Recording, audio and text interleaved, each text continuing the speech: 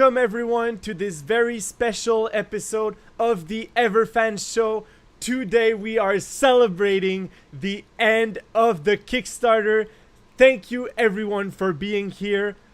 Our plan for today is to have many people from our crew to come in and give you your answers to your questions. And we will also show you exclusive content. So let's start right away with our first guest, Zachary Lavigne, our composer. Thank you, Zach, for being here. How are you? I'm pretty good. Thank you, everyone, to everyone who donated, everyone who was there from the beginning, everyone that is sharing and everything like that. We can't thank you enough. I mean, this project is just possible because of you. And I'm super happy because today I have two special announcements for this really short parts of the live stream. The first thing is that the music for the pre-production, which is all compiled into one electronical premiere, is on Spotify, so you can listen to it right now. The link is in the description. And so here you have the Everfans team, Dalen the Great Bastard, which is Dalen Leitmotiv, Lyra and the Arc Knight, and Jenna, Head of the Dawnless. And talking about Lyra and the Arc Knight, we didn't show it yet on the live stream. I've seen your question earlier. I will respond to this, but also if you have any comments on this song, we're going to listen to it right now. So go ahead, Dylan.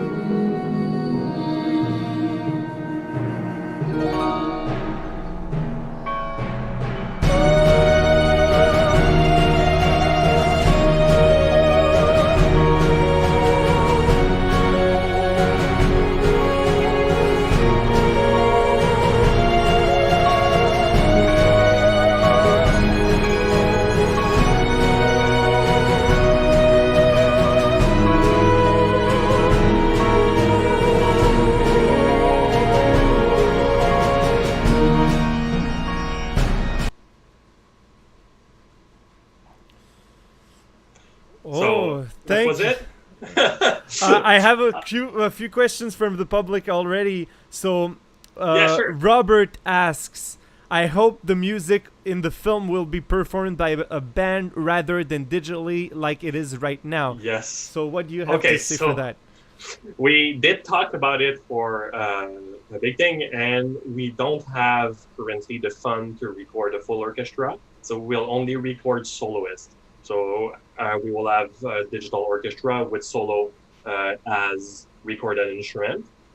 because recording a full orchestra for a 10-minute film is around $70,000-$80,000, which is almost the whole budget. So, I mean, it's just not possible, but it is possible for us to record some instruments and manage to have still, like the cello solos and stuff like that. We'll record some of these parts for sure. So I hope this is answering your questions.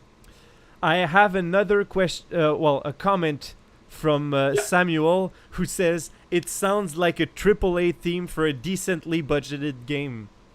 Thanks a lot. I don't think so personally. I think you're too kind, so thank you a lot. I think it's pretty good. I did do 16 version of this one before getting it right. And one of the main reasons why it's so good is because Dalen is always here to supervise me. He's really good at that. I have to give him that. He's always saying, you, Zach. This thing, you should make it more like that and everything. And as him and Francis were saying, the more comments I get from Dalen, the better it goes. So this is why it's my best work so far. So if that helps in there. We also have Mr. J Gamer, who says, the song is good when it gives you goosebumps. Thanks a lot. I didn't expect that, but and by the way, if you're doing a game at some point, call me. I know you're a game designer. And we have also Javier, who says, nice music and thank you for putting it in on Deezer. Also. Yeah. And I can say as well that the music is going to be available on Apple Music and Amazon Music also. And Tidal. And Tidal. And Google Play. And Google Play. They're just not released yet, but they're coming. We're gonna update the soundtrack on YouTube with the links to the new platform as they come up for sure. Yes, exactly. Okay, so Zach, do you have anything else you want to show us? You want to tell us about what's coming with the music? What else are you working on right now? So I'm working on two things. First of all, we have a previs, which is we do every scene of the movie. We prepare them. So I prepare the whole soundtrack for the movie, even if it will change in post-production. But it's just to have a really good idea before we go into production. So just to make sure that everything sounds, as perfect as possible before we even start making the music for the actual movie. So I'm working on that. Of course, the teams will be coming back. Some of the team I've made and everything, but it's different version. So the version from the soundtrack aren't exactly the same as the one that you will hear from the electronic premiere. They will be better. I can guarantee that. And some of them will need to be more subtle. When you do film music, you can't always have like full brass over people talking because that doesn't make sense. So you will have more subtle version of the different soundtrack, which will be on the soundtrack at the end that we will release for the Kickstarter backer. And also I'm working on a song that will be used for the credit of the movies. And also we will have a specific music video for it. It's a song in universe, so that will be super interesting, but it takes some time to manage, but you'll get it at some point for sure. Well, that song, a lot of people have been asking about it, because it's a song that's the lyrics have been written by one of the fans. And that's true. How has it been working on that song specifically? So we did a first draft of the song, and it didn't work out as well as I wanted to, so I had to recheck different lyrics, but finally we did choose the lyrics winner, if I remember correctly. Did we announce it? No, we didn't announce the winner yet. Do you want to announce it now? No. Okay, that's good. So we're still managing because it's possible that we need to change some of the lyrics and talk with the person who made it and everything like that, because making lyrics to music is kind of a complicated thing, but all the submissions were amazing, and I really like reading them all and choosing one and start working on it. We're at the third version, if I remember correctly, so it will take some time for sure. It's not an instant process. Yes, it's something that's going to be coming. It's just not coming right now. Yeah, exactly. We have a comment by Mike who says, "Well done, Diratia. You're synergizing with people, with some seriously exciting, creative people. Thank you for keeping us so engaged in the creation process. Bravo." I mean, I think every company should do that, if I'm going to be honest. I think Disney should have done that for Star Wars. That's a big subject, but you should be close with your fans for sure. That's like the most important thing about any project. If you're close to people, like if I can make you listen to the track in pre-production, then I can have instant feedback. There's some feedback I already use in the soundtrack. Any feedback that you have is used. I read them all, which is insane, but I do. And because it's super important for me. One thing I'm gonna say right now is it's not because the Kickstarter just ended that we're gonna stop giving updates. We're gonna slow them down a bit because keeping the pace of giving you updates like that is it's a lot of work. But we're gonna keep giving you regular updates on how the project is going and on what we're creating. So I've seen a comment from Robert that says that there was a movie, fan movie, that was able to get a full orchestra with a budget of 25,000. Yes, do send me the link. I really need to see that. That's super important. If I can retrack this orchestra and track them down, I will, and I will search for them until I get them. I would really love having a full orchestra. That would be like the best thing ever. I did some submission and nothing was under 60,000, but if you say that the $25,000 budget film did have a full orchestra, I need to know who it was. I need to talk to the composer right now. So I also would love to get a full orchestra for the final feature film. Yeah. It would be really, really awesome. Well, thank you, Zach, for having been here with us today. It was amazing having you. And we have our next guest that is already here, connected and ready to come on. So thank you for being here, Zach, and have a great day. So have a great day, everyone. Thank you a lot. Our next guest is Anne-Carolyne. So if you have watched our last exclusive lives, you know Anne-Carolyne. But for those who don't know her, she is the actress that is going to be playing Jenna. So we have Anne-Carolyne that is here with us. Let's just let her connect. And hello. Hi, Anne. How are you? Hi, doing great. So how's it been? Do you like what the fan feedback has been? Yeah, I mean, I think my expectations of this have just been blown out of the park on how just supportive, and I think like we believe in the project, but I think the fans believe in this project like even more than we do, if that's somehow possible. So yeah. Yes, I understand completely what you're saying. It is amazing how the fans have given us feedback. You have sent me a few short films that you have worked on because I think you wanted to show the fans how you can work in the action.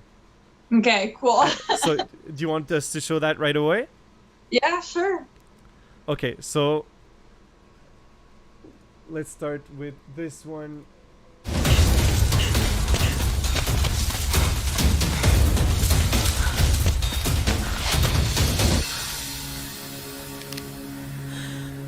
All the things you you could have taken from me.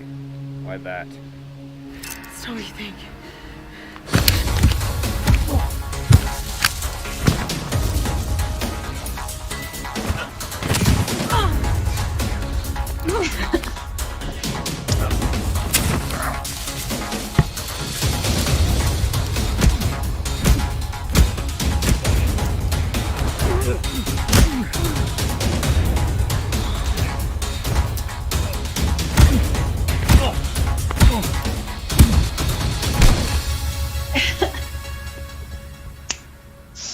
Such good memories.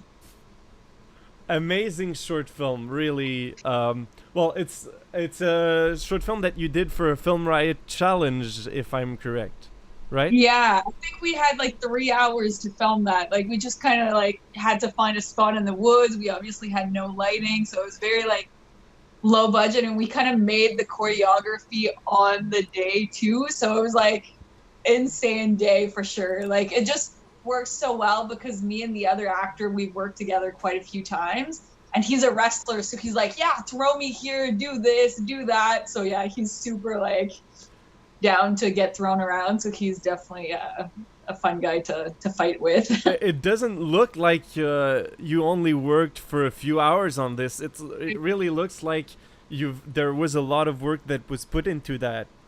Yeah, no, it was like I was super surprised because like it was such a last minute thing too. It was like, hey, there's this contest, let's join in and, you know, make something for the fun of doing something this weekend. So yeah. I have Arqua here asking, Anne-Carolyne, what martial arts are you trained in? I'm very I don't have much training in these martial arts. But I did some BJJ, so Brazilian Jiu-Jitsu, and some kickboxing is mostly where I was. But like again, like BJJ was less than kickboxing, and I'm not a great kickboxer to begin with. So yeah. Well, now you're gonna have some time to train with Rodney for your stunts. Can't wait. We're starting, like, I gave him my availabilities for this week, so I'm super pumped. Okay, so you're starting this week. Yeah. Oh, this is amazing. Oh. Gotta give myself a bit of a heads up compared to, yeah. I'm excited to see what it's gonna give us. I hope we're gonna get video from that soon. Maybe give me a few weeks before we put that on video, but yeah. The fans won't mind if you're. They'll know you're still training. It's not the final thing. I have a question here. Are you excited about the training? Oh my goodness, yes. I think I work better under like motivation. So like training on my own, which like my workouts and stuff like that I'll do, but now that I have kind of like a goal of like, hey, we're filming this and this scene needs to be perfect because Chad's going to be reviewing it. So I need to nail every single aspect of it.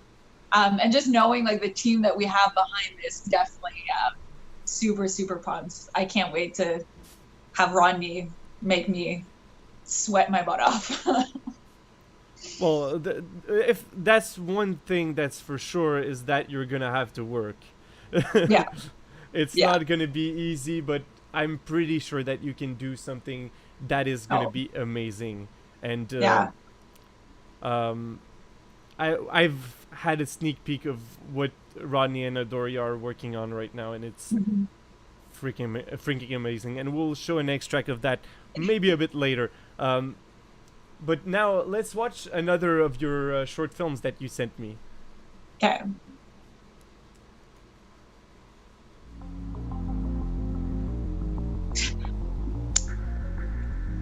I love watching these. Those are such good days.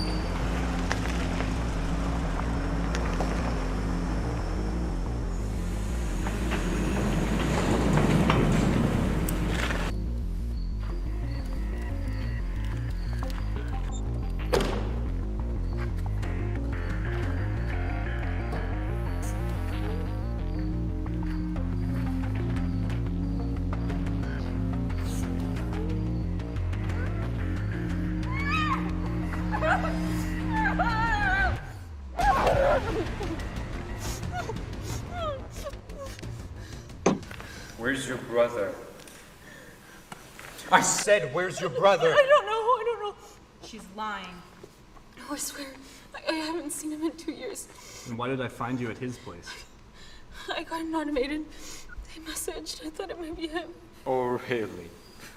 I swear, I don't know where he is. I just wanted to see him. Look at her. She's lying.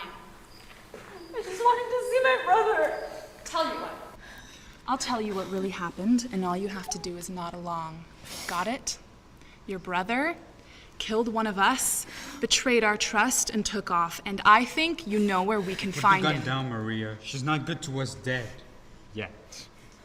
Don't tell me what to do. She's lying. Enough of this. Get the camera.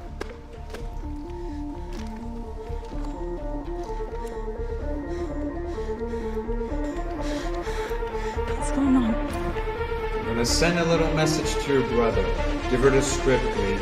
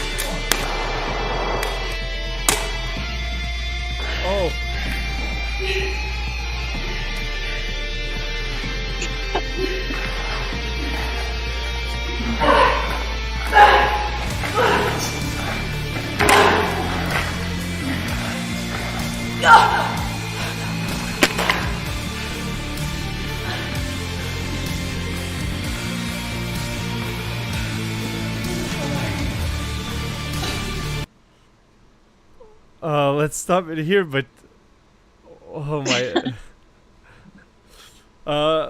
Do you have anything you want to explain to us about this short film? I mean, yeah, that one, we only had the location, so for one day. So we had worked a bit on the choreography a bit before, me and the main guy. But then on the day when we realized the tractor couldn't be moved, like we had to kind of like switch things around. So we like rehearsed in the day and then started filming kind of when it got darker. We did run out of time to like film the fight scene. But I mean, for the time that we had and how much practice we got to do, like it was so much fun. There was every time we would get thrown to the ground, there's just be this like natural dust kind of coming up into the air that just made it really, really like neat atmosphere to fight in. And again, like same dude, right? He's like, yeah, I'm gonna go through a table. Like, yeah, just grab me. And like, yeah, so much fun. And I had Benjamin that was asking, how does an actor feel when they watch their own short films? I think there's always like a part of you that's like, oh, that could have been better. That I could have done this different, or like, I think it's just like the natural like critiquing part of an actor that's, and I think this goes with a lot of creative people, that you watch yourself and you just see what you could have done better, but there's always this part of excitement that's like, that was such a good day. The memories that like every detail that's not in the script, but that not in the short visually, but all the behind the scenes that you lived on the day is just like so exciting, and it just makes me want to work more. Like that's the only thing. Like whenever I see my stuff, I'm like, oh man, I love this. Yeah.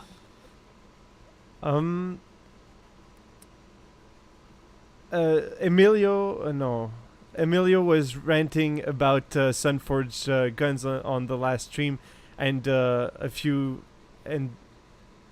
Diratia was saying they exist in the Everfall universe. They're called shot spikes. So you're gonna be using one shot spike during the short film. Yeah. And do you have anything to say about that?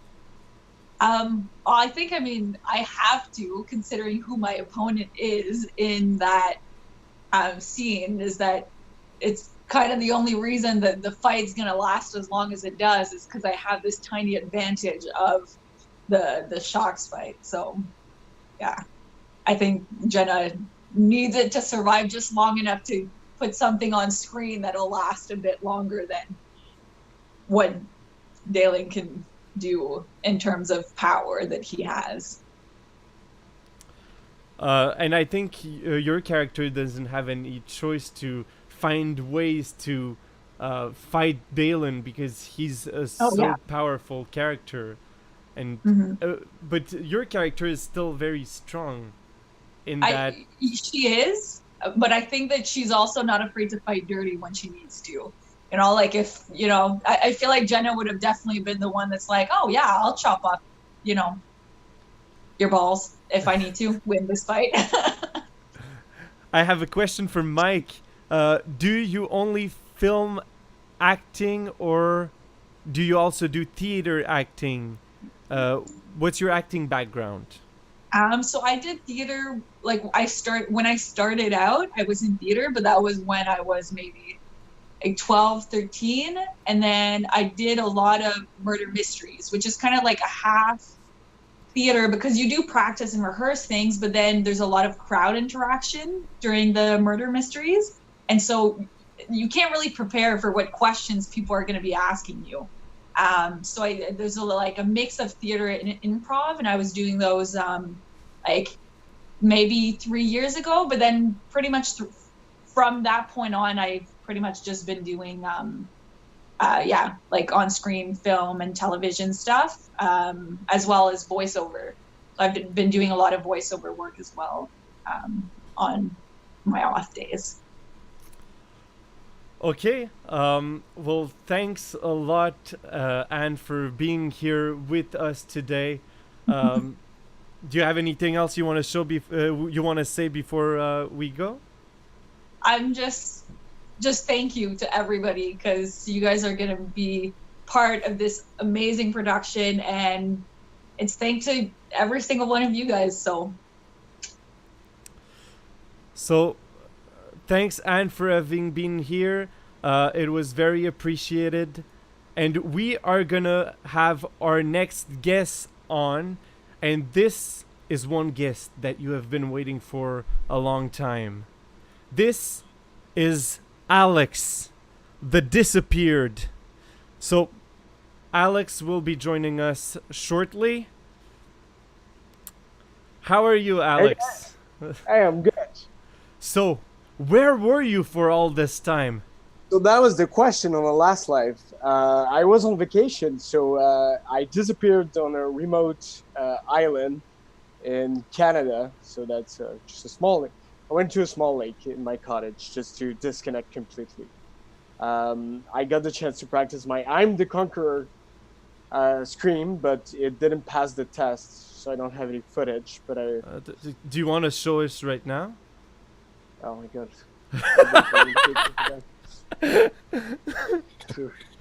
We have some people. The Conqueror! Oh, that's not bad. It's not bad. We have some people saying he's still alive. He's still alive. Apart from that, do you have anything that you want to share to us? Well, first I want to say thank you to Dawson, who replaced me as a host. He's been doing a tremendous job. Because I got to watch the last two live, and I enjoyed it as the audience, so that was fun to be on the other side. And I just want to take the time also to say that you're doing an incredible job today as well. I'm trying at least. And we're also gonna have a surprise guest that's going to be joining now. That's gonna be joining now. Okay. So, if you have nothing ready? else to say, I can join in after. I think everybody's pretty excited. Yeah, I'm going to be on the live anyway, and I also realized that my outfit is very A Night at the Roxbury movie type. Now that they see me on the screen, so I think I'm going to take off my vest now, and I'm gonna leave my spot to a very special guest. I'll come back later, guys. Thanks, Alex, for being here with us. It's very appreciated. So let's go right away to our special guest. You all know him for his amazing looks.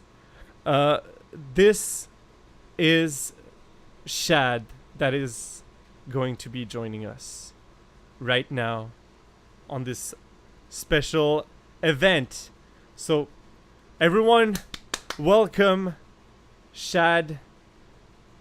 So, hey Shad, how are you? Oh, mate, I am very, very good. And how are you, good sir? I am very good. So, how have you been enjoying the live so far? Life, generally, gosh, life is going 100 miles an hour, and I'm just trying to keep up. There are amazing things happening on my end. And, of course, the short film is a very big part of that as well. I mean, it's just coming together. It's crazy how well things are going. The Kickstarter has done phenomenally well. I just want to thank absolutely everyone who has donated, and every donation has meant the world, like really. And when I look at like some of the amounts that people have donated, looking through, it's blown me away. And so just seeing that how excited people are for this project, it's a bit crazy, right? And just also imagining how it's going to turn out in the end, the final product. It'll still be a bit of a journey to get there, I'm sure. You of all people know that. There's a lot of work. One thing I can say is it's going to be a lot of work, and it's going to take a long time before we have something that is completely built and that we're happy to show to the audience. But that's the thing that's impressed me about you guys so much, is that you're going for quality, and you have the standards that you want to get, and so yeah, it's just brilliant. Really, really cool. How are things going on your end? I imagine things are pretty darn busy. Right now, things are pretty busy, and I'm guessing it's gonna slow down after the end of the Kickstarter. But we're still gonna have a lot of work. It's just gonna, instead of being a sprint, it's gonna be a marathon. Yep, exactly. It's funny actually. Like just before coming on the stream, I was actually working on book 2 a little bit. It's been like I've been so busy, right, that it has been a challenge to get into the right headspace for me to knuckle down on it. And so the work that I've been doing has mostly been kind of prep work, figuring out outlining. The overall markings. Exactly, it's like the outlining process and stuff. And I was actually sitting playing a video game, because my general work schedule at the moment is like work through most of the day, and then towards the end of the night, like around 8 p.m, I just try and relax, and I need that relaxed time. And I was actually playing one of my favorite games, Dragon's Dogma, and I got thinking about one of the events in the story that I'd planned, and I just realized that like a really, really great way to get that element to work. And I literally, when it came to me, I was like, oh dang, man, because it's a very impactful idea. And I was like, I gotta write that down. And I wrote it down. It's a critical plot point. Oh, massive. it's the next book. I'm really excited to see because the outline is basically all solid now, and I'm well into chapter 1. And there's new characters being introduced, and this second book is going to be a doozy, and I'm really excited to see people's reactions. And from what I've planned, it might be a challenging book, which I don't know if you're familiar with the first one. That could say a lot about but it's very important plot points and things to go through. And I think I will announce the title of book 2 because I've pretty much settled on it. And it's very appropriate to what's happening in book 2. And so I'll share it with you and everyone in the stream now. So the title of book 2 is called Trials of the Conqueror. Okay. Oh. Yes. I like it. You like it. Oh. And Trials of the Conqueror is so appropriately named. I can tell you that because I get like stuff happens. Okay, stuff happens. So It sounds a bit like the challenges that Hercules has to go through. I won't reveal anything more apart from that. But I wouldn't ask it, but but I'll certainly say that Dalen's journey is far from over. He had I was so pleased with how book 1 wrapped up. That there's a very contained story there where Dalen goes from point A to a very specific point at the end of the book. But there's a lot more to explore with his character. And book 2, I get an evil chuckle about what I have planned for book 2. So an evil chuckle. Yes, an evil chuckle.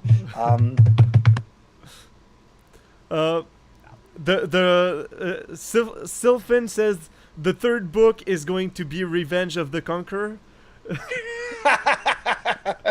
The thought crossed my mind, but for some reason it's already taken. Dad, I'm not sure it'll work too well for where Dalen will be going because, I mean, like, I probably won't name the third book this, and when I say probably, it's basically I won't be because it won't fit. But I had just toyed with the idea of I wonder how people would react if I named it like of Rise of the Conqueror or something like that. It might give people the wrong idea. I don't think you want to do that. I don't think you want to use that. Yeah, Rise of something has been tarnished forever ever since. I was like, maybe. Well, maybe at least not. for Let's a not few do years. that. At least for a few years. But you've obviously, people obviously have caught on to the naming conventions of the books now. It's going to be obviously something of the Conqueror. The master plan has been revealed. But anyway, even though I do have larger kind of plot ideas for the overall story, it's all focusing on book 2 for me at the moment. And yeah, gosh, like there's big stuff, and I'm not saying anything. It gets me excited, and it's stuff that's gonna get a reaction. I can tell you that much. So I have a few other suggestions. So yeah, Return of the Conqueror, Sorrow of the Conqueror, Light of the Conqueror, Dawn of the Conqueror, Twilight of the Conqueror. Ooh. Well, the thing that's mostly going to determine the title of the third book will be the events. I'll have to look at it as a whole and say, okay, what's the main theme or things that's happening, and title it around that. And it could be something like Triumph of the Conqueror, or something like that. But book 2 being named Trials of the Conqueror is so appropriate. The Last Conqueror, The Fellowship of the Conqueror. Fellowship of the Conqueror.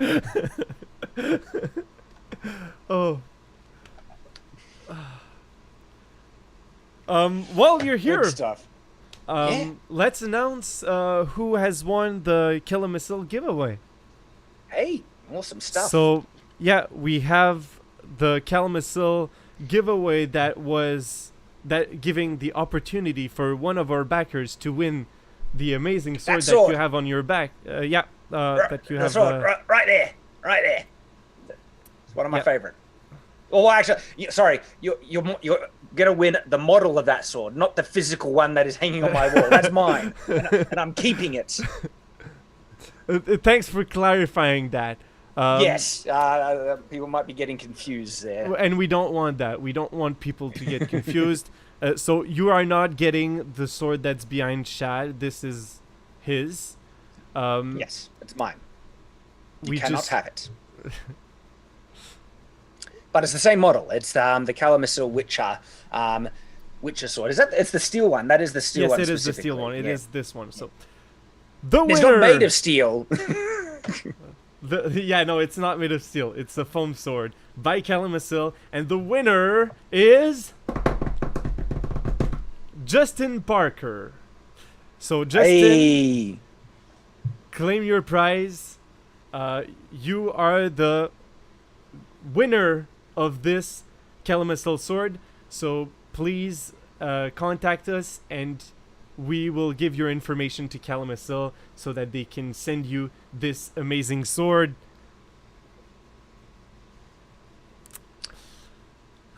Congratulations, mate. You will love it as well. I liked it so much, I bought another one. Well, I did, literally. You bought got a two of second them, one? Yeah, I got two. Like I said, I liked it so much, I bought another. And Calamisil also, they sell a sheath for it. And so I have two sheaths for my two Witcher swords. I really want to say something right now, but I don't think I can. Because since I went to their place, I've seen a few things that are coming up. Oh, yes. Quiet. You're not allowed to say anything. I'm gonna have to keep quiet on that. Also, thank you, Shad, for all the trust that you've put in this project and all of the help that you have given us. No, see, I thank you for that. Thank you for using me as a resource, letting me have so much input. Because my goodness, it's been phenomenal. Because we showed the concept for High Dawn, right, in the last stream, but we failed to mention that Dylan had actually shared with me several concepts previous to that of what they were thinking, and to get my feedback. And I had a lot of feedback, and there were several designs I was like, nah, sorry, I don't like that. I don't like that. And Dylan was like, right on, on the ball. Like, okay, that's scrapped then. You don't like that? That's gone as well.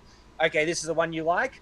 We'll improve on that. That's how responsive Dylan was throughout this process. And as a writer, that kind of,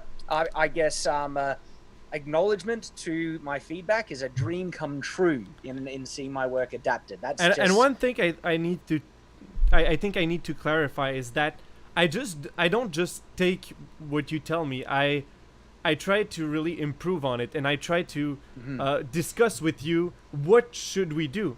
One example was you mentioned on the last live. How do they deal with the shadows cast by the big discs in High Dawn? Exactly. And I think that it was just something that was never addressed because I never needed to address it. It's funny, like my world building process is directly focused on the needs of the given scene. And I've mentioned this, little bits here and there. And there are elements of the world building that don't appear in the book that are extensively detailed. But then there are other elements that are actually not detailed. Like I haven't written it out in detail because I didn't need to. And, I don't want to fall prey to world builder's disease where I spend several years making just nutting out every single detail of the whole world, no matter how obscure, and then I never get to writing the book.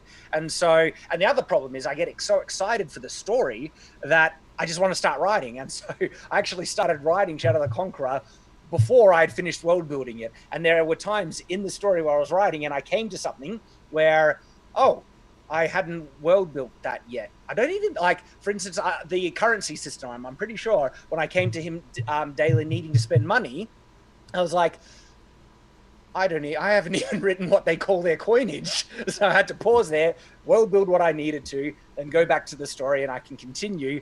And then, of course, I'm still working on world building in there. And so this is a great example of one of those areas that I didn't need to figure out what was happening, because there was no point where someone was specifically underneath one of the discs in the city. Dalen only goes to a few locations in the city. He never needs to go onto one of the upper islands. And so it was just something that I never even had to address yet. And then when looking at the actual concept art, it was like, well, that is something that needs to be addressed. That wasn't addressed in the book because, again, there wasn't a need. And that was the shadow cast by the islands. And we were just talking to each other, and was it you that even suggested that? Well, Yeah. I mean, they have the sunstones, and I was like, it's yeah, because, that's right. It's because during when we drew up the first concepts, I looked at the concepts and I was like, there's something wrong here. And I asked my team to try and find some alternatives that could work around and not have as many shadows that are cast on the city. And interrupt right there. This actually illustrates how attentive Dylan is to the world, like the story and every facet of it and the world, because the only reason why, like, usually in a normal, world, wouldn't that be too much of a concern to have a shadow being cast on you when there's still enough light to get by with every day? But Dylan understands the world setting so much that people don't like shadows. They are very hesitant about anything that's not in direct sunlight. And so if they have an option of trying to remove even a cast shadow, they're going to do that. They particularly don't like overcast days. They live in them, of course, when there is overcast. And so it's not like they're crippled with fear, but because darkness has such a significant, effect in the world setting, it turns people into monsters. There's an obvious byproduct of that. People don't really like shadows either. And Dylan was picked up on that completely and is like, that's an issue. These things casting large shadows on the city underneath, that needs to be addressed. And so Dylan started to address that right away because he's so familiar with the world setting, and he wants the world depicted accurately and is being mindful of that, which is just like, contrast that to hyperspace ramming, where it's like, canon world setting, forget that. Like, I mean, it's like night and day. And so, sorry, yeah, I interrupted you, but I wanted to point out. I really, really love our discussion, but I'm on a schedule and I'm already I get it. Like 30 minutes behind my schedule now. I really love our discussions, Shad, and we're gonna need to have you back on our show. Yeah, absolutely. Absolutely. A few other times. So yeah, because the Everfans show is not gonna stop right after the Kickstarter. It's gonna continue right up until the film is released. So thanks, Shad, for having been here with us. It's really appreciated, and your support is appreciated. And it's my pleasure, mate. Absolutely. Do you have a few last words that you want to say before you go? Nothing that comes to my mind at the moment, but I keep up the great work. Absolutely. And I hope everyone enjoys the stream. I'll probably see you. I mean, it's like, 2 a.m., almost 2 a.m. in the morning. I should get to bed. But... So have a good night, Shad, and right. See you another day. All right. See you, mate. Been a pleasure. Okay, so let's go right now to our next guest because we're a bit late on our schedule. So our next guest is Matt, our director of photography. So Matt is connecting right now. Matt, can you hear me? Yes, I can hear you. So how are you, Matt? I'm pretty good, and you? I'm very good. So how has the experience of the Kickstarter and the fan reactions been for you? It was really amazing because at the beginning was like, how much we'll get to do a fantastic movie, to go to make something that is not normal done in Montreal with a low budget, and we'll like, okay, guessing 15, 30, and when we first finished the main budget in our head, we're like, okay, 65K. Oh shit, can we reach that? Yeah, we can reach that. Okay, let's go. We try. And after like what, 2 weeks, 3 weeks top, we were already over that. Before that even. Cool. It Yeah, was, before that. After 12 days, if I remember correctly. Nah, that's pretty good. That's pretty good. And go ahead. I thought maybe we could show one of your short films. Did you want to show Lavigne? Yeah, you can shoot Lavigne. Okay, so let's go right now into this, and we'll show one of your short films.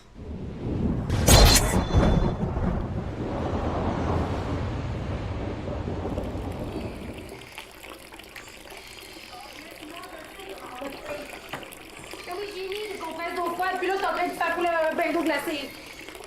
Mais arrête pas de pleurer, là. Je sais plus quoi faire. Do you have subtitles? Oui, la clé dans le tapis, mais il fait 62 dehors.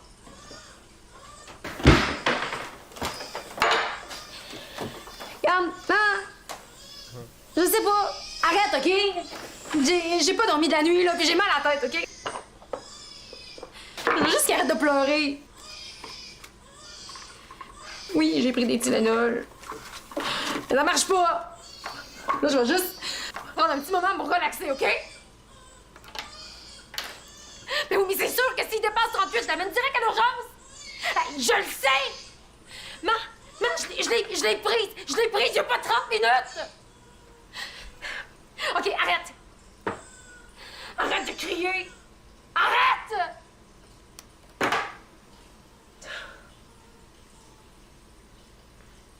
Ah!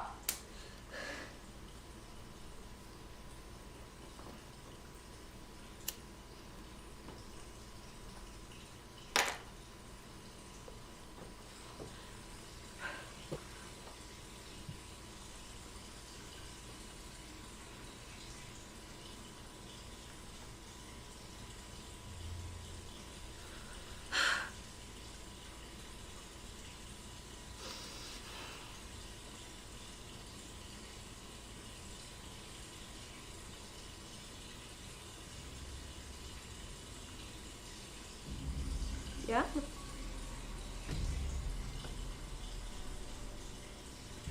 Yeah?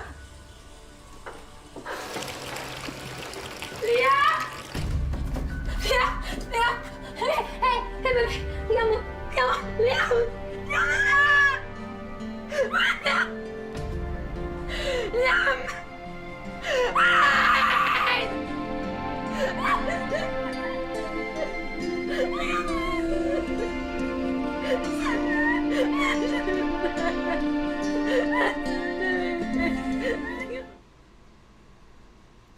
So,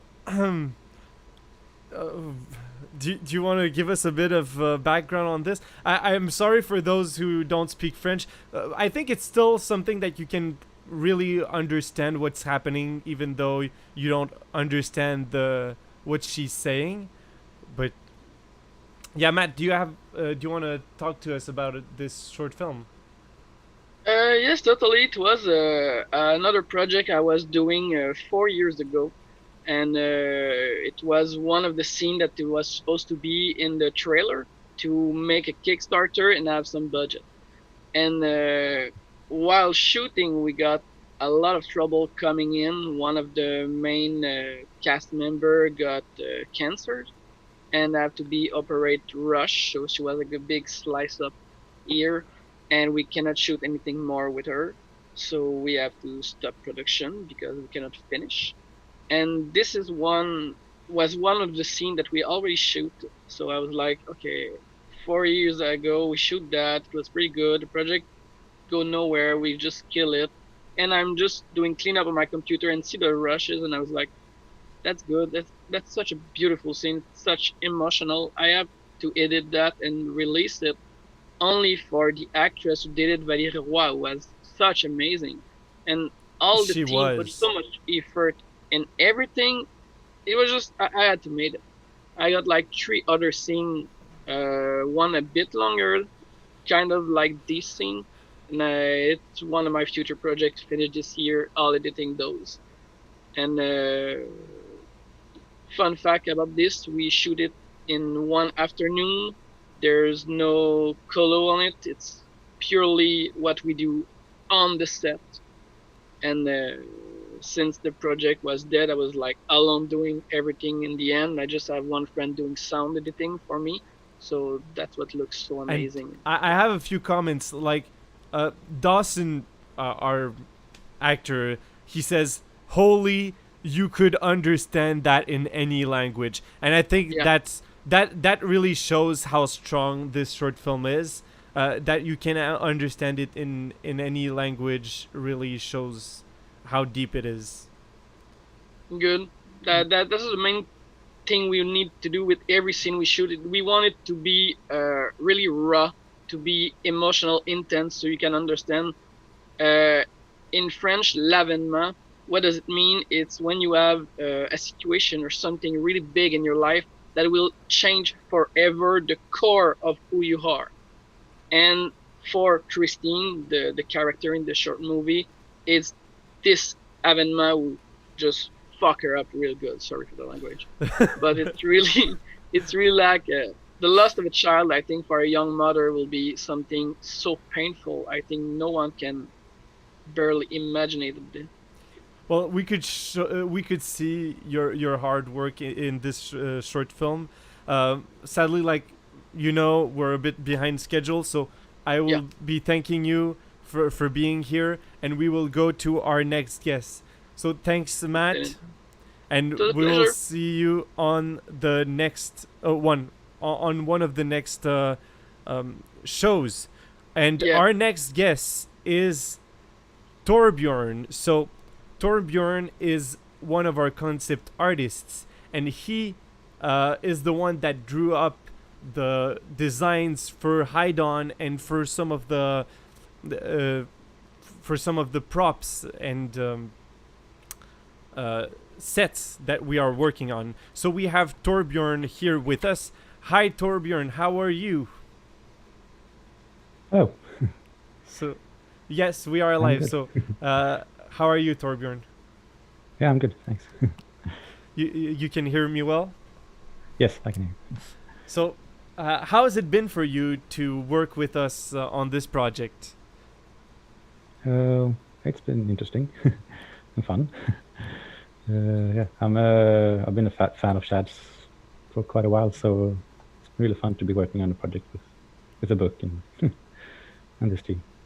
And it really shows that that you are a fan of Shad's, because you understand how his universe is supposed to look. And let's just go to the Hide-On concept that you have made. This is just amazing. And how long did it take for you to create that? I mean, I don't know exactly. Probably like around maybe 12 hours. 12 hours? Well, still reasonable. Yeah. It's really you often work while I'm sleeping, since you're in Europe, and I got that on the morning when I woke up, and I saw that and I was like, this is so amazing. It's just it shows the entire universe of Everfall. I could not believe my eyes. I could not understand how you could have done that so quickly, and really it is amazing. And Shad also agreed that it really the look that it has is just perfect. I still think it's a bit rough, but yeah, yeah, it's just a sketch, but at the same time, it's very, very good. Like, I'm just looking at the comments right now. wow, this is actually awesome. Well done, Torbjörn. A small army could easily take much of that city. Okay, so this is Robert. Robert, do you know the universe of Everfall a bit? I don't. Because that's one thing that we have had in the comments. You've not shown the dome in this. Yeah. To be perfectly honest, I actually forgot to paint it in. So it should be. Well, there should be a dome around it. Yeah. Yeah, there is supposed to be a dome around it, and I'm not sure how much do you think it would show. Yeah, I don't think it would be that visible, but you would see like a sort of an edge around. I think like a dark. Yeah, something like refraction on the sides of the dome, because it's like small stones that are kept in place and that stop the.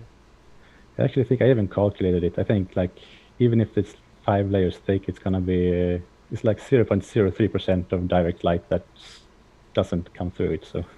And just the fact that you have calculated that shows us how deep you are thinking about your concepts when you're working on them. Yeah.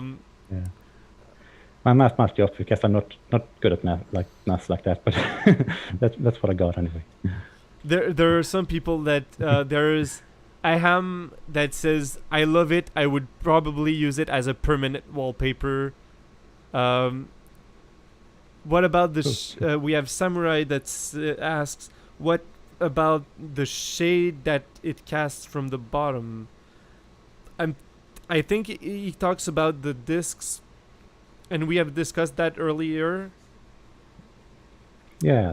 So I mean, we've been thinking like maybe put some like a big light at the bottom of each disc, or maybe just there could just be street lights underneath and like in the city. It's also a possibility. Some people are saying yes, the city needs some magiculations.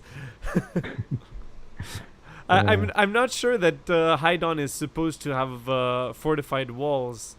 We're gonna have to look into that and ask Shad probably, just to be sure. But I apart from the protection bubbles that it has, I'm not sure that it has fortified walls.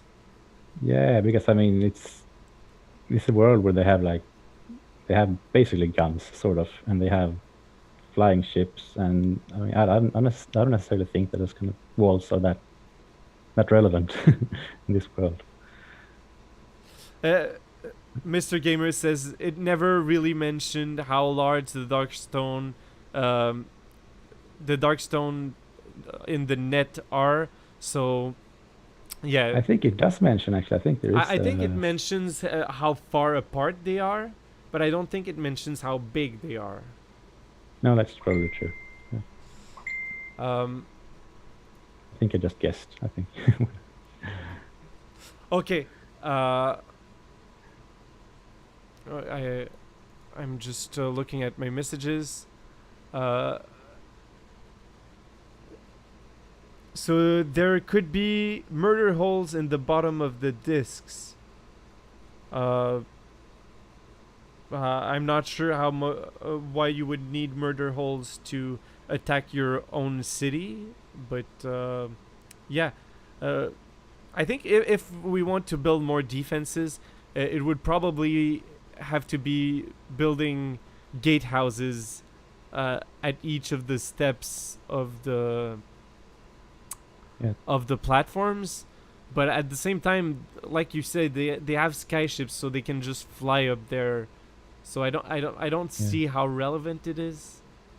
Maybe more like turrets, I think. Maybe. Yeah, maybe towers or artillery. It could be a way to do it. Let's just go and watch another artwork that you did, the interrogation room. Yeah. So you have the interrogation room that you built this model, right? Yeah, I mean, yeah, pretty much. What did you do and what did you not do on this? Because I know you worked hand in hand with Lorraine on this. Did you also? Yeah, I was did, basically. Did Paul also help on this, or I'm not sure? No, I don't No, think. okay. So. No, we didn't. Yeah, so I was basically working with direction of Lorraine, and we were sort of talking a bit back and forth, but she had an idea, basic idea of what it should be like, and I tried to build it after that. So. What do you like most about this room? I just feel like it feels kind of clean and stylish.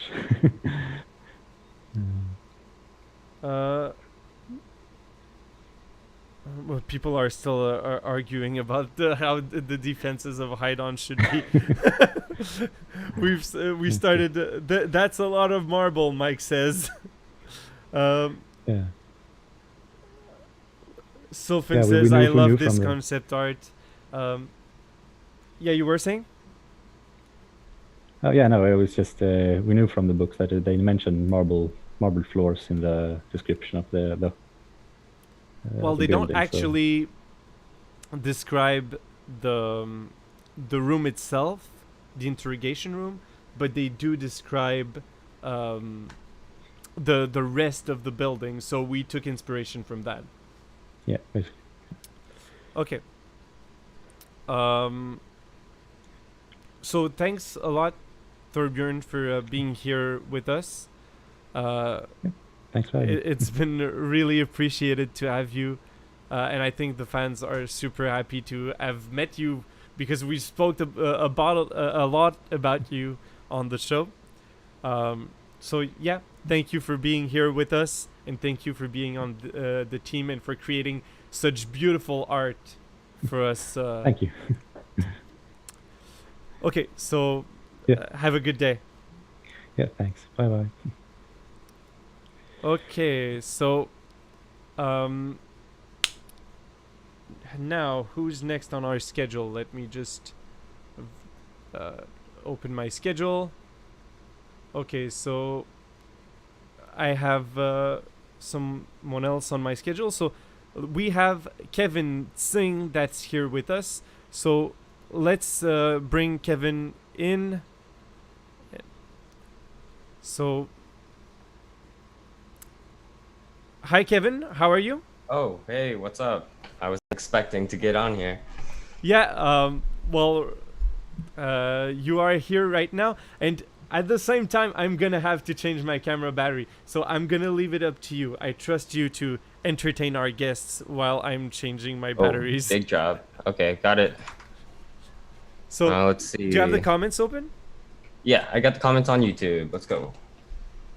So Kevin Tsing, by the way, is our sound designer, and he's the one that is working on designing the sounds that are going to be in the short film. So how do you want to approach the sounds in Shadow of the Conqueror? And I think you've worked already on some designs that you want to include in the short film, right? Yes, I've worked on 2 of the sound effects for some popular weapons people are looking forward to. Can you talk to us a bit about more about this? I could, but I also kind of feel conflicted because, it might like dampen the effect in the actual short film. So if you're up for it, I'm okay. I can go further if you want. We have a question from Cameron. What have been some of the most challenging sound concepts? Oh, okay. I think the most challenging sound concept to work on is the shot spikes. Yes. I believe Emilio L. Valdez mentioned it in the comments. Because it's not a traditional gun, you have to figure out other ways to make it work. What inspiration did you take for the sound of the shot spikes? Since it's something that's very different.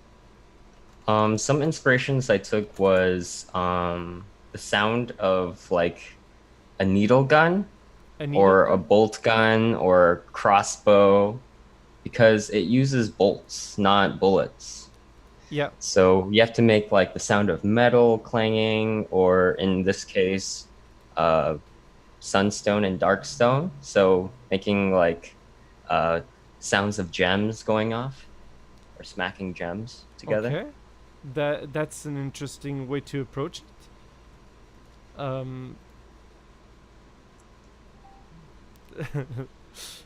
Oh, it's I. Sorry, Emilio.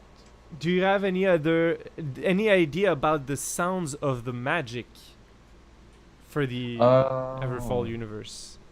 Okay, yeah. So the general theme is light. So we're going I decided to go for the sound of singing glass. Have you ever seen videos on singing glass? Yeah. I wanted to make it sound like it's very light, as the theme as does. it's very light. Oh, Yeah. We have a word play here. So, and how subtle or profound will the sound effects of light bringing be?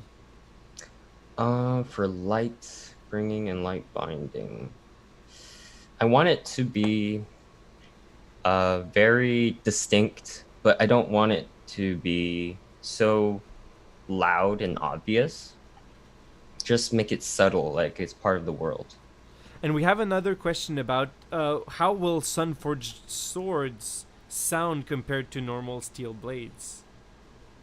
Okay, so normal steel blades will be using just like the simple clings and clangs. And with the Sunforged blades, it's going to be clings and clangs, but with a twist. It's going to sound like those singing glass that I mentioned. Okay, so it's going to be a mix in between the two. Yeah. I think it's a very good approach because Sunforged weapons look a bit like obsidian or glass, so at the same time it fits with the in-world visualization of the swords, right? Yeah, yeah.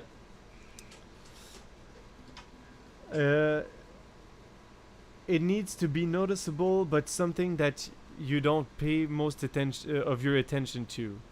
Right. That's Mr. J Gamer. I think he was commenting on how the sound needs to be. So something that's noticeable, but that you won't pay attention to it. Mm-hmm.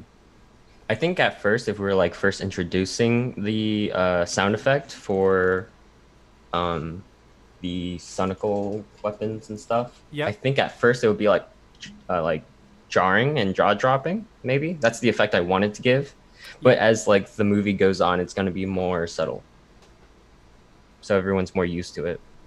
Okay. Some of the swords, some swords of the Sunforged nature were made out of wood. Can that affect the sounds? Let's see. Some swords of Sunforged nature. I think. Okay, so Imperius Dalen's sword is made out of wood. Mm-hmm. But I think since it's Sunforged, all Sunforged objects have the same texture, if I remember correctly. I might be wrong on that, but if I remember correctly, all Sunforged weapons have a glass obsidian type texture. So does it lose its sound properties from the original materials? And in my opinion, yes. I don't know what you think about that, Kevin.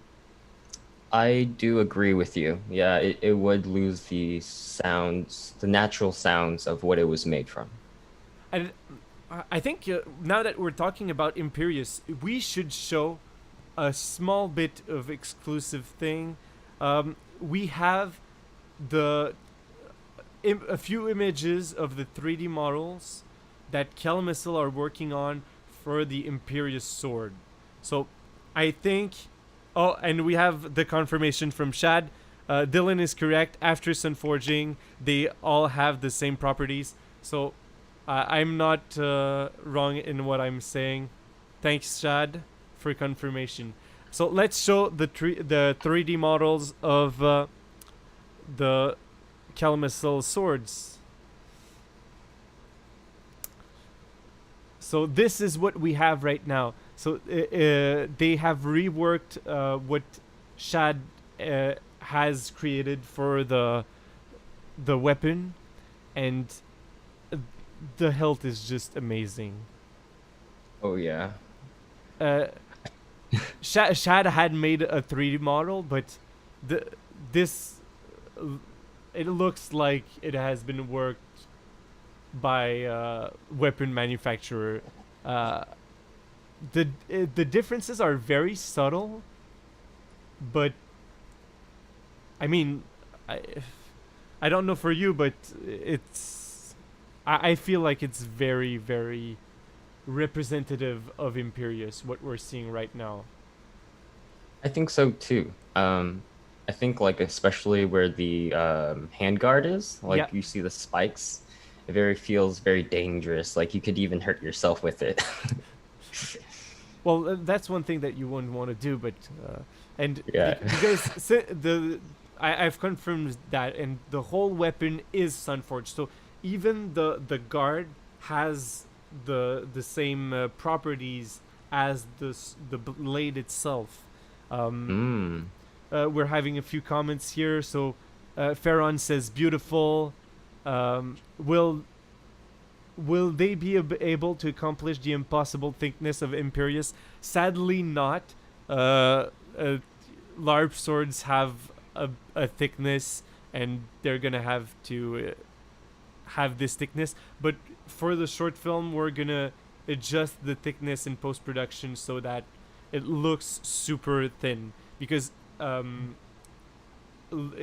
the book, Imperius is 1 millimeter thick on its blade, so it's very difficult to accomplish with normal materials.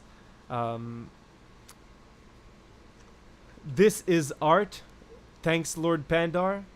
Do we have any ideas about when the Imperius swords will ship? No, we do not currently at this time, and we're planning to fulfill all the rewards for when we're gonna release the short film. So because we might change things along the way, and we want to make sure that people that are gonna get the rewards are gonna get the final rewards that are gonna ship at the same time as the short film is released. If there's enough demand, we might ship some things earlier. We're gonna have to see. So there is a question with Arqua. What was the sound that was most difficult to come up with so far? Yeah. I mentioned that with the shot spike. I think shot spike definitely is the hardest so far. But for future sound design work, I believe trying to get the ship to sound in its own right is going to be extremely difficult. Okay. I have other guests that have to come in, so I thank you a lot, Kevin, for being here on the show with us. It's very appreciated. So have a good day, and we'll see you on one of the future shows. Thanks, guys. So our next guest will be someone you have also never seen. We will have Ruxandra, our production manager, that will be coming in here to talk to us a bit more about how the budget of the short film is going to be spent and how we're going to manage resources with the short film. So, hi Rux, how are you? Hi, good, how are you? I'm very good. So, talk to us a bit. What's your job? What are you doing on this project? I help produce the short movie, I guess. I am in charge of, I guess, kind of more like a bookkeeper in a way. I play with the numbers and I try to keep all of us on track in terms of budget. So basically, she's the one that's telling us that me and Francis cannot do something when we want to spend a lot of money. Yeah, yeah. The how do you say that in English? I'm not being very nice, basically. Yeah. I break dreams. She is the one that tells us that some things are just not realistic to do when we have grandiose ideas and want to oh, let's add another scene.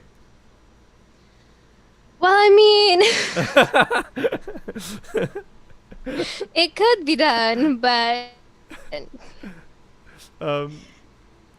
I think it would restrict us way too much, and we're better spending everything on what we have right now and make the best out of what we have. oh, of course, especially since it's such a heavy, like, art department heavy project, with so many VFX and whatnot. So you kind of, it might seem like we're asking for a lot of money, but we're not. It's because we require so much budget to make everything look as real as possible and as good as possible. So it's surprisingly very little money for what we're hoping to achieve. Especially considering that we have to do so many things in studio. Yes. So we have a few comments. So Victor says, you have an essential job. It's always hard to be the one who says no, but it's also essential. Thanks, Victor.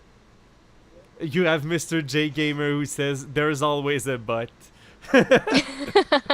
Yes, there is always a but. Emilio asks, Ruxandra, sounds like your name is from a fantasy or from fantasy or lore. This is really nice. Oh, I wish. And PC Player says, there's always needs to be someone who can and must say no. Okay. Yeah, well, you have to be realistic. I mean, it's fun to have everything you want, but at the same time, you want to be able to. Oh, a very nice question here from Javier, who asks, "What's the hardest thing you've had to say no to?" Oh, and for this project, we've had to cut back on a bunch of equipment because we have to prioritize, as I said, the art department. So we don't get to have as many gadgets as everyone wished we did. And I think that was a little bit hard because it is fun to play with these things. Yeah, it's always fun to have bigger cameras with bigger gear, bigger lights. Yeah. And Cameron asks, what's been the most expensive aspect of this project? I know the answer, but well, it depends because we haven't yet. It's technically building the studios, building the sets and whatnot. That's definitely the most expensive as of now. But depending on who we have to bringing in the talent from overseas and accommodating them here in Montreal is also quite an expense. So thanks a lot, Rux, for having been here. Your presence is really appreciated, and we could not do this project without you. Well, everyone on the team is important. You play an important part in making sure, us on track. and making sure that we stay on track with this project, and it's very important for us, and your contribution is very important to me. I really appreciate it. That's nice. Thank you. Thanks a lot, and have a great day. And Thank see you. you. We'll see you on another show. Probably. We have a lot of shows to do in the next year. That's true, we do. So, we'll see you on Enjoy your another day. show. Have a good day. Bye bye. So, we will now be entering our final phase of this live stream because we have 33 minutes to go before the end of the Kickstarter. So, now is the time for you guys to give your all to this project. This is now the final stretch of this campaign, and to celebrate the end of this campaign, we have here with us one of the most important people in this project. Francis is here with us, and his camera is frozen. I'm guessing it's gonna come back soon. So Francis, Okay, good. Yeah, you're here. Yeah. So how are you? How is your day? Oh man, it's well, I wish I could have been there from the start. Actually, I've been watching since the beginning. Yeah, it's getting hot in here. No, but yeah, I wish I would have been there from the start. I've been watching the whole time, but yeah, I'm at work. Gotta pay the bills. Gotta pay the bills.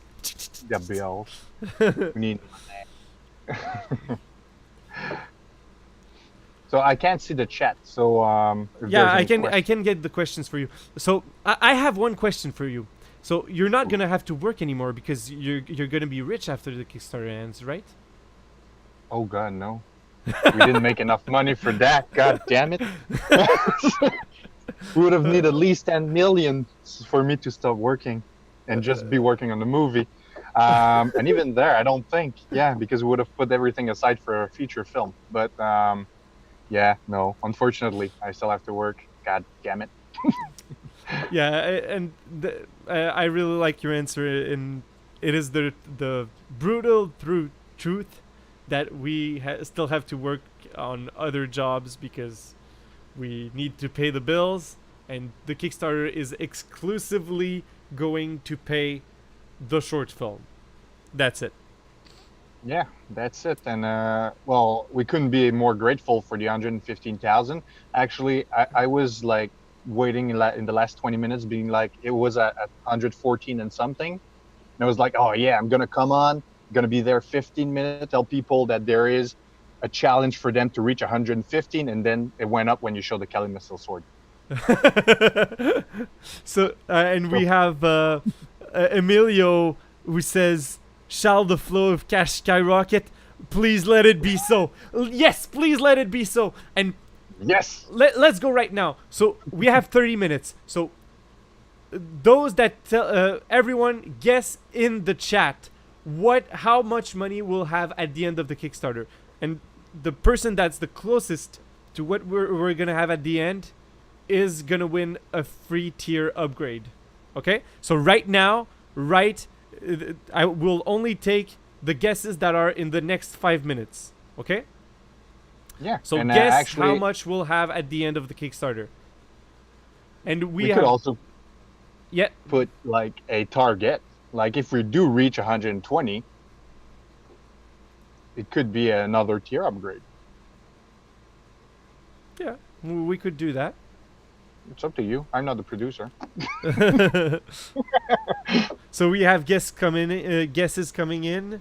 120 easy, 120 easy. 160. 160, holy.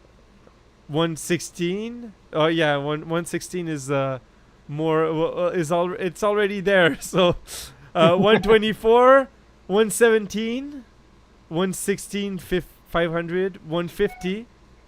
It looks like these kind of show, when they just say 116, 161 times, 2 times, 117. Oh, we have Let's someone. bring in the money. So, well, let's take this time to thank the people that have given during this live stream. So, we have Zach, our composer, who just gave $50. Thanks, Zach. We have a guest that gave $10. Jesse for a $765 Canadian. Thanks a lot. Beauregard, who gave $815. Jerka just upgraded their pledge. Thanks a lot. We also have France, who upgraded their pledge.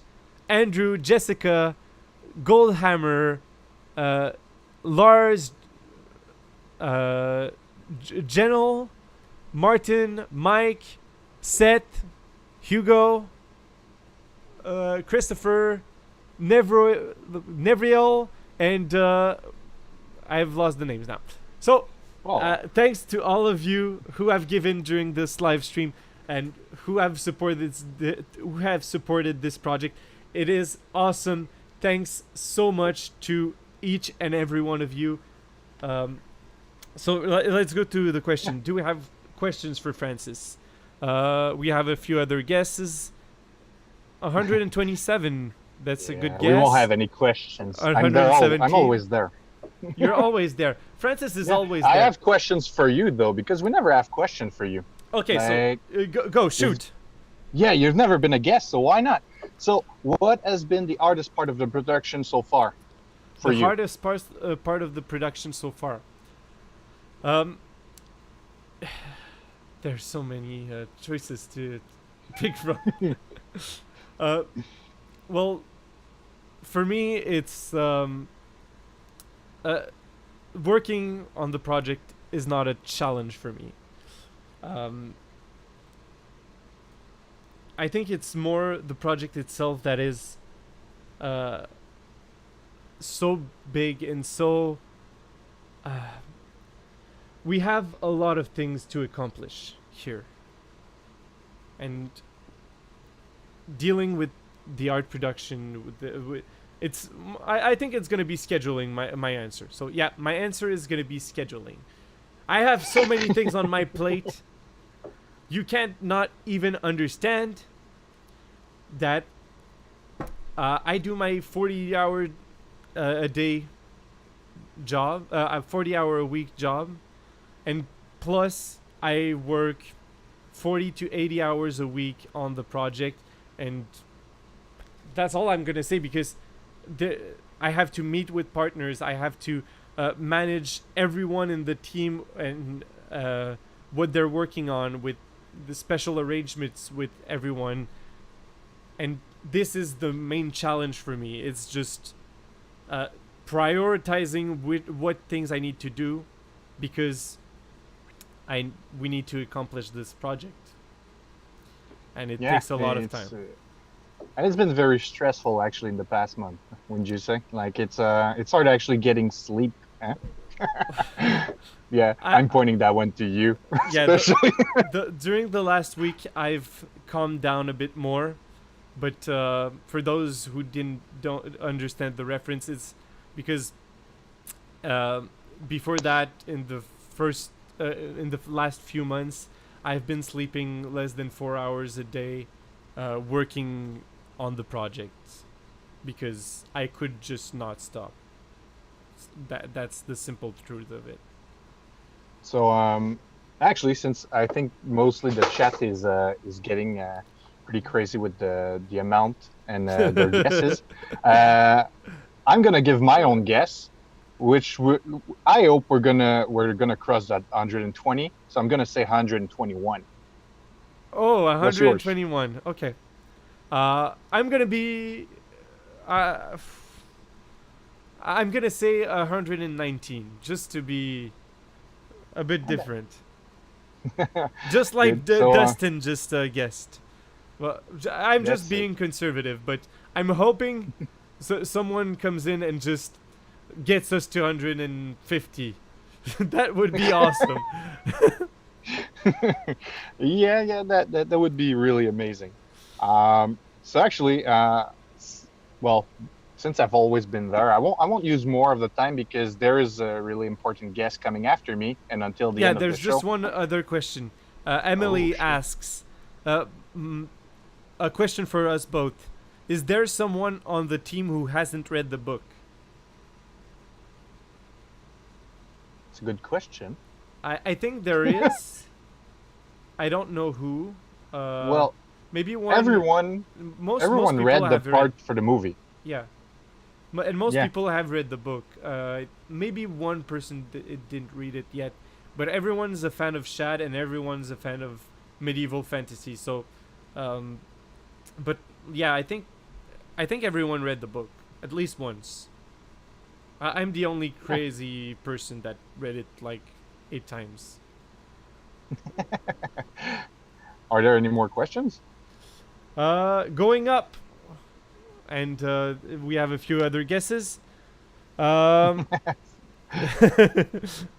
course. So yeah, like you said, I'll let you go just because we want to see our final guest, and yes. Yeah. There's going to be a lot of questions for him, and I have to go back to work. Obviously, I have a sad life here, but yeah, I have to go back to reality. We'll bring you back to Everfall very soon, Francis. Well, I hope so. Be sure of that. So thanks, Francis, and have a great Thanks, day. everyone. Have a good day. Okay, so we will now be going into our last guest. And our last guest, you all know him very well as the Conqueror, the Dayless, the tyrant that traumatizes Everfall. Our guest is Dawson Ehlke. Thanks, Dawson, for being here. How are you? Good morning. I'm doing quite well, thank you. How are you, Dylan? I am very good, Dawson. So you are still drinking in your Shadiversity mug, I see. Of course. I haven't received my Shadow of the Conqueror shirt yet.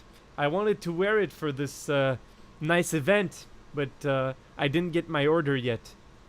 But for everyone that are interested, you can get your Shadow of the Conqueror merch in the description if you are interested in having a fantastic shirt with Dawson's face on it. Put or the my Conqueror's face on your chest. Put my face on your chest. Some people say you look tired. So how are you feeling?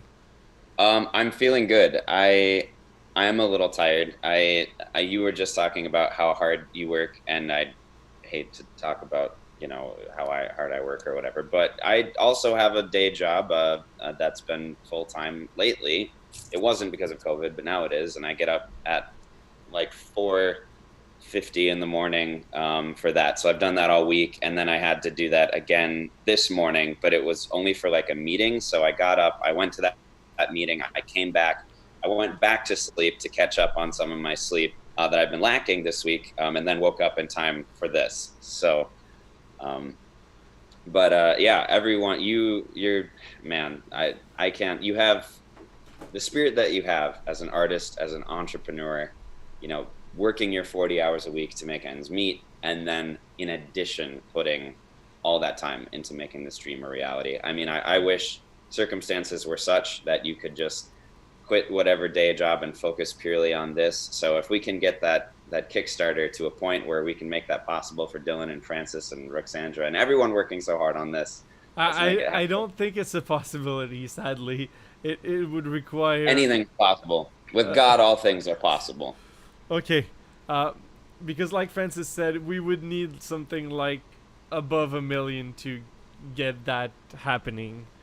Okay, well... maybe for the feature film then. Maybe for the feature film, that's for sure that we could get there. But for the short film, I think we're all gonna have to work twice. And I honestly, for me, it's not even that hard. I think it's harder for my girlfriend, because I'm spending so much time working on this project, and on my I also have my job, so all of that time I'm not spending with her, and that's been something that's really challenging. I'm always with her because I'm working from home and I'm working on the project from home, but at the same time we're not doing it much together. and I'm sure a lot of people can understand this this challenge. I'm sure you have similar challenges on your side, Dawson. Yeah, I mean, my wife has been so amazingly supportive, and she's sitting right next to me. She still insists on not being seen, which I think is ridiculous because she's beautiful. But family is the most important thing, and you know, your girlfriend is so important. It's so cool that you do get to work together. But yeah, make sure that you carve out some time just for the two of you so that you can reconnect and focus on what really matters. And this does really matter, but love is important too, and being there for each other. Yeah, that's important. I have my crew people telling me to shouting questions now, so I'm gonna have to watch the questions just a bit. Been there, survived that. I understand, Emily. We're not bragging here. We're just saying it's the reality. Yeah. Arqua, can anything be revealed yet as to who's going to play Lyra? Maybe possible candidates. If nothing can be revealed, what about that role? That role right now, I'm okay with that also. We're still casting for Lyra, by the way. So, if you have people that you know that would be appropriate for the role of Lyra, send them our way. Yeah, no project is worth a wedge between you and your loved ones. I understand this. Yes. No. There's nothing more important than the people that you love, and even though you love doing projects, I think humility seems to be a common thread in the Ehlke family. Your wife must be a great person. The most extraordinary person I've ever met. Yes. That's why you married her, I'm guessing. Yeah. You got it. When you know, you know. When you, yeah, that's what you were just saying. I mean, I like. Sorry, what? No, yeah, finish. Sorry. I was just gonna say, like, one of the things that makes me the most sad is when I like see an amazing film or a great work of art or read an incredible book and I love it and it's amazing and it's like given so much to the world, but then you hear about the background and it's like, oh, this person's marriage fell apart in the process, or this person's, you know, relationship, or they, you know, worse, you know, horrible thing. People get depressed. Sometimes they even, you know, hurt themselves or worse. And I mean, going hard and strain, you know, there's always going to be so much strain and stress to make something worthwhile. But there is a point where, exactly like you said, the people at the end of the day are more important than projects. We also have PC Player who says, update your pledges, people. They deserve it. I hope we do. Thanks a lot, everyone, for your support. Your support again. Also, make sure to subscribe and like this video and comment under it. Well, right now it's chat, but when it's published, comment under it as well. Cheers, friends. You're the best. Cheers, friends. What next?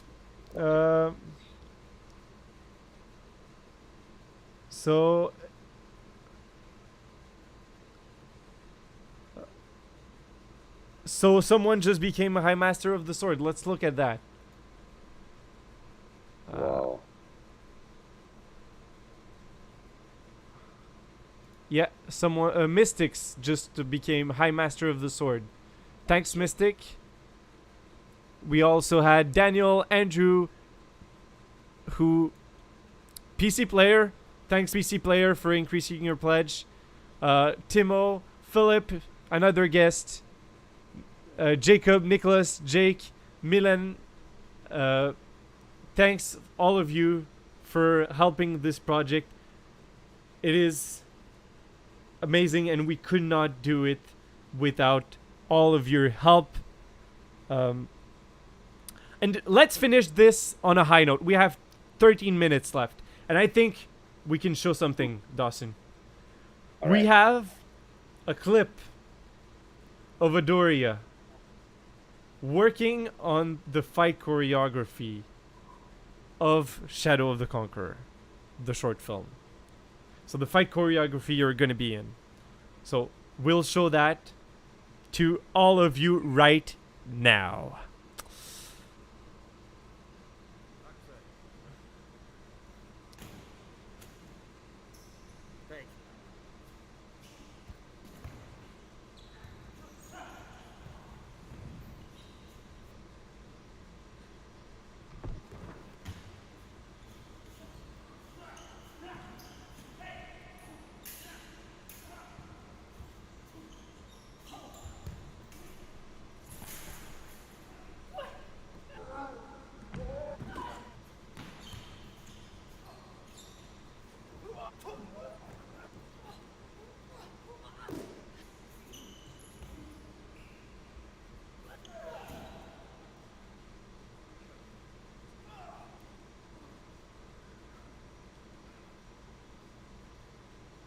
Should I stop it, or do we continue? Oh, it's up to you, man.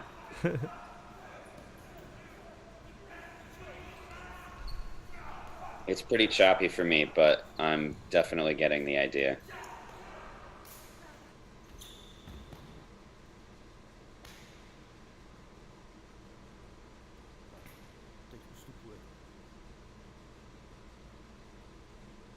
Okay, let's stop it here. Okay. Not to show everything. There are still at least half of the fight to go, but I think we've had quite a nice sneak peek of what it's gonna look like. So I hope, Wow. Dawson, that you've memorized everything and you're ready to perform it. Oh yeah. So We could shoot yeah, tomorrow. go ahead. Do a demonstration right now. Okay. Jillian, can you hand me my sword? All right. Let's go.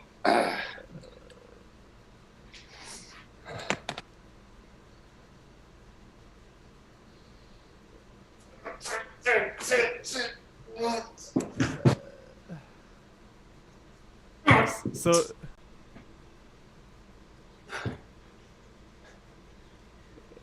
that right? yeah, I think you're spot on. Okay. You got almost all of the moves perfectly. Hey, I'm a professional. Professional at embarrassing myself, but it's for the art, so. You're amazing, Dawson. Really. We jumped up to 120 right after I did that, right? Not yet. We're well, almost. Oh my God. Oh my! What the heck? I was not serious. Oh. We just got an upgrade from Maxi TB from $1,000 to $3,000 Canadian. Thank you so much. And we also have Aaron, who gave a 765 as a Grand High Master. Thank you so much. You people are amazing. We are $9 away from 120,000 and 9 minutes away from the end of the Kickstarter. Oh my God, you guys are so awesome. You are kings. So, Whoa. Oh. So who's giving the $9 more? Dawson.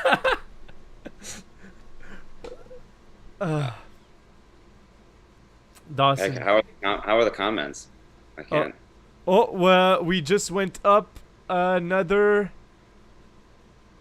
$50 by Don Justica. And I think I'm gonna have to update faster. Okay, no. Sorry, Justica went from $50 to $1,000. Thank you so much. Sorry, I misread that. I kneel before thee. Oh.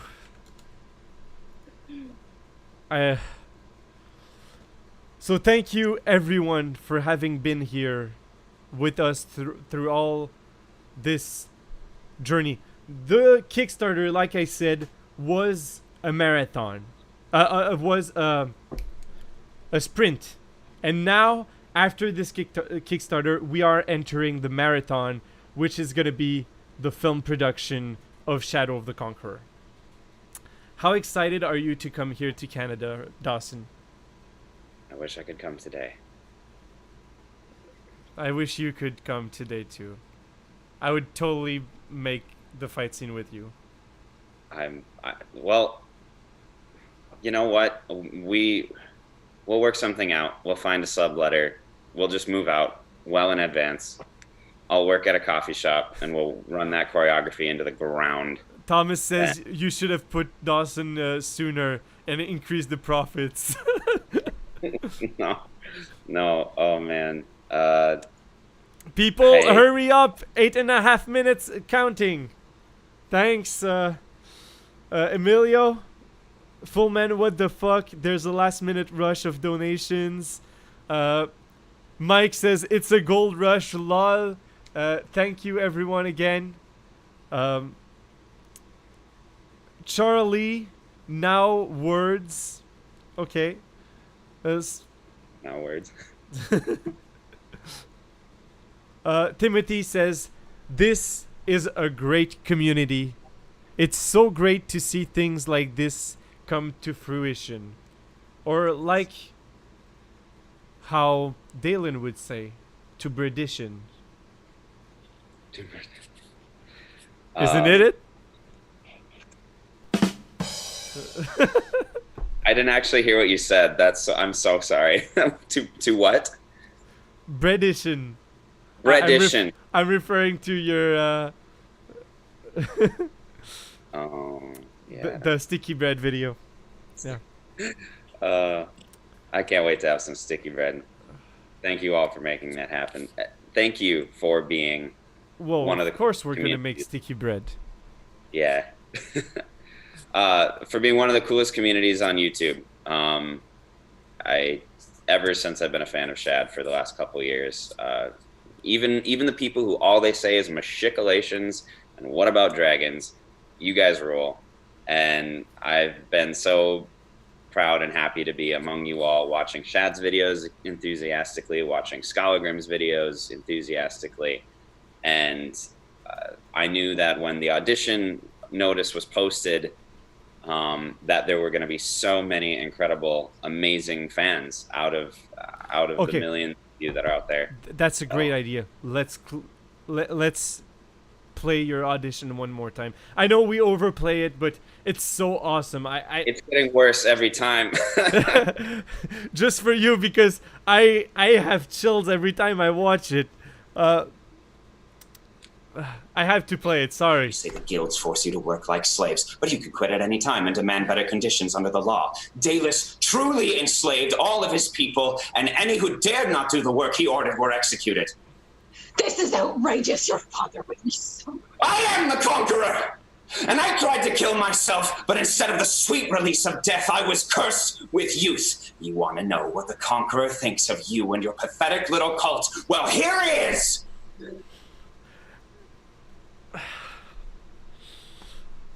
Yes!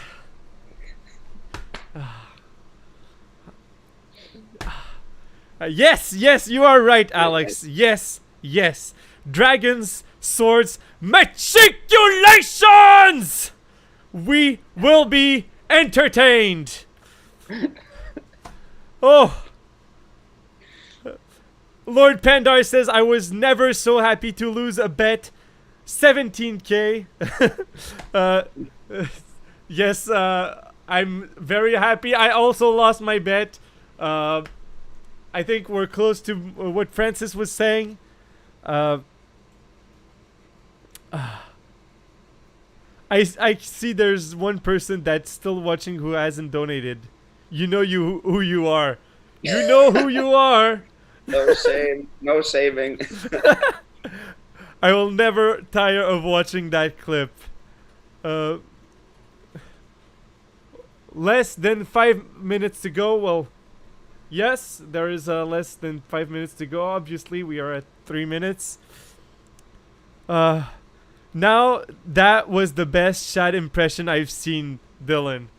I wasn't even trying to imitate Shad, but thanks. Why not do a script reading with Dawson and Anne-Carolyne? We could do a script reading of you and Anne-Carolyne. Not now, but well, we could Another schedule show. that for another show. Yeah. Yeah. Good idea. We've been rehearsing. It's been really fun. True fans here. Yes, it is. No fan shaming. Oh, donation shaming in progress. It's hard. There's a lot of worthy causes out there, and we're so honored Yes. that you're sharing some of that with us. There are so many. Okay, so let's just take a few minutes here to thank the people that have given. So we have. Let me just make sure that I have the. We have Michael that has increased his pledge to $1,000. No, to $25, and Dirk Jan, who increased his pledge to $1,000. John increased his pledge to $900. Thank you so much. There are so many coming in. Just thank you so much to everyone. 1 minute 30 seconds to go. Dawson, what do you want to do of this 1 minute? 90 seconds that we have. I've never felt such pressure in my life. To think of something to do. What do you think we should do? Should we play a chess game? Chess game? Like a physical one? Or what do you mean? Well, I just beat you, so. Okay. You won. Checkmate. Checkmate. A few. It just takes me a few moves. You are very, very smart. So I'm not surprised. I'm actually not that good at chess. But yeah. My brother always beat Shadow me. of the Conqueror meme. I am the Conqueror! Should we both like shout machicolations and like I am the Conqueror at the top of our lungs like a bunch of fools or something? Yeah, we should do that. We have 30 seconds. Okay, what are we doing? Are we gonna do machicolation? Yeah, let's do machicolations. All right. Do you want to count us down and Let's just go. Okay. Machicolations! Okay, and the second one, Dawson. All right. I am the Conqueror. I think yours is much better. No, that was great. And there's so many different ways you could do it depending on the motivation and the scene and what's happening. But I am the Conqueror! Oh, so good. Thanks everyone for this. And we just can't thank you enough. Thanks from all of our team. This is amazing. The Kickstarter just ended. We did it. I'm gonna have to I can't even sorry. I can't believe I'm here right now. This is just amazing. Thank you so much to everyone that has backed this project. We got $120,000, 637. Thank you so freaking much to everyone. You all have my sword. Dawson and I will be forever grateful to each and every one of you. For changing my life.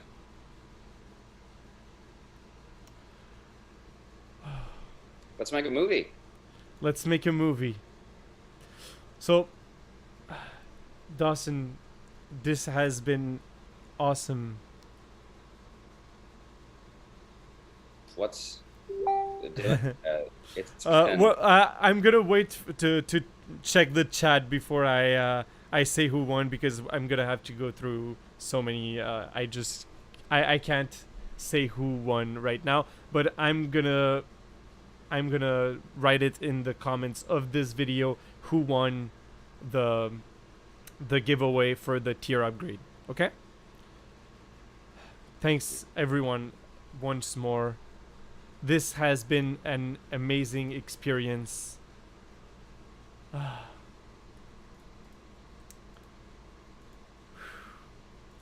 This almost warrants a moment of silence. It's like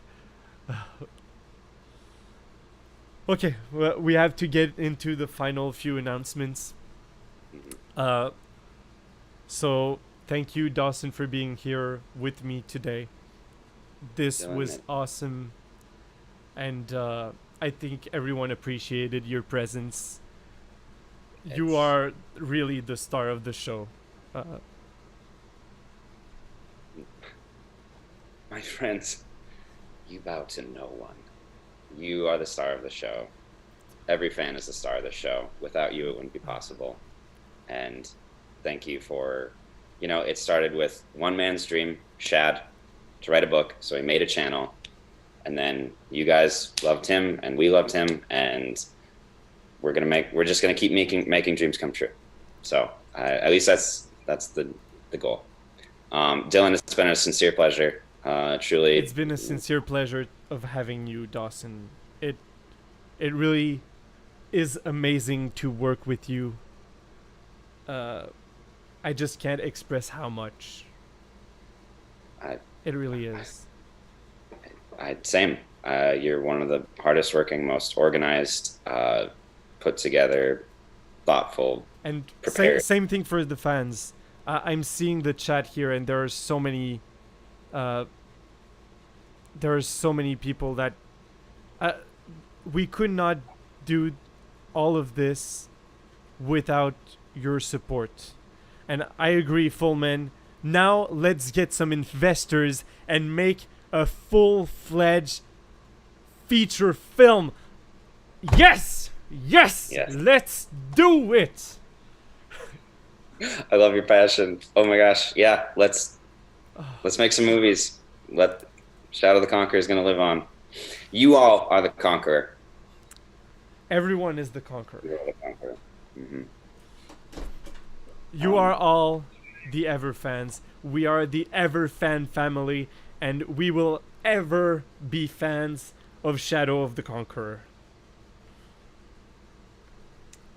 I'm gonna go into the last announcements before we go. So, a few things.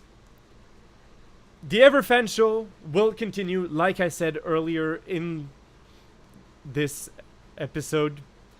We will continue twice a month for the Everfan show.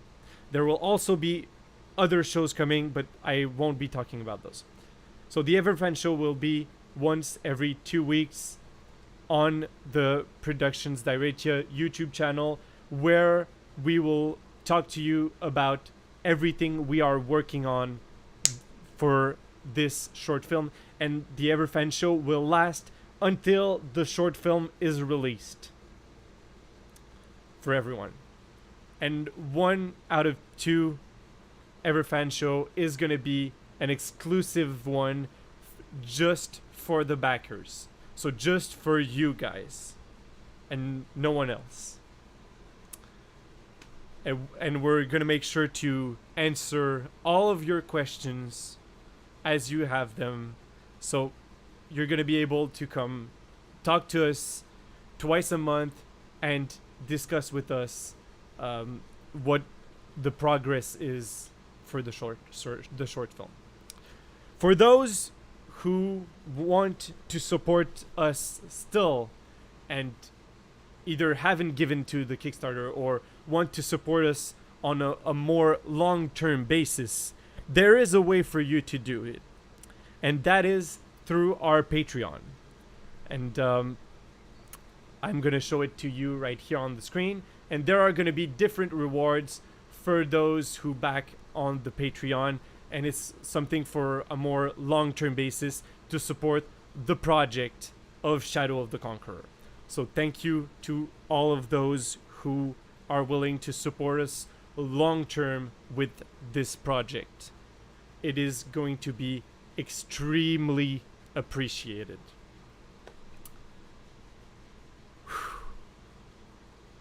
That's it, Dawson. We are at the end of this campaign. How has it been for you? I don't know the most profound way to say it. Probably the most extraordinary experience. Well, I mean, like I got married. That was the most extraordinary experience. And, you know, but to have, for my whole life, wanted to be an actor, to have watched Star Wars and The Lord of the Rings, and just with all my heart wanted to and dreamed of and worked toward, what can I do so that I can be even just a background character in a fantasy film? And here we are. I honestly didn't know it would ever happen. Didn't think it would ever happen. But now I know you. And I've met Shad, and I've met the fans. And I would love if we could like rent out an arena or something when all this pandemic is over and everything, and we can play the film and have like every fan there, and I can shake hands with everybody and say, you know, it's a pleasure to meet you. Proper good show, everyone. I guess it's easier for me to process and think when I'm not right in front of the camera, but you know, it's the moments like this that I've always dreamed of. And then when you're there, you're not really sure what to do other than say, congratulations, Dylan, on a job very well done.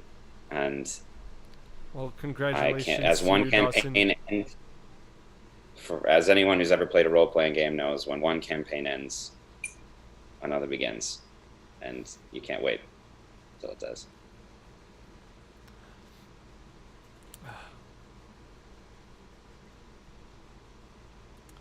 So this is where this episode will be ending. Thank you again so much to everyone. I still cannot believe the trust each and every one of you have put into this project. And I hope we can meet, ideally even in person, because I would like to thank personally each and every one of you for the sacrifice and the trust that you have put in us. You cannot believe how important it is to me personally and to the whole team. The whole team that is working with us on Shadow of the Conqueror thanks you. And on that, goodbye.